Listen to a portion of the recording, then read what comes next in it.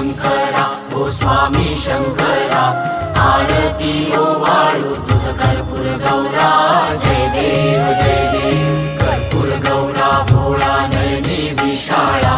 अर्धांगी पार्वती सुमनांच्या माळा विभूतीचे उधळण शिखकंठ निळा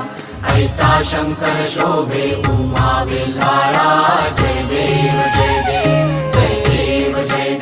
जय श्री शंकरा ओ स्वामी शंकरा आरती ओवाळू तुझ कर्पूर गौरा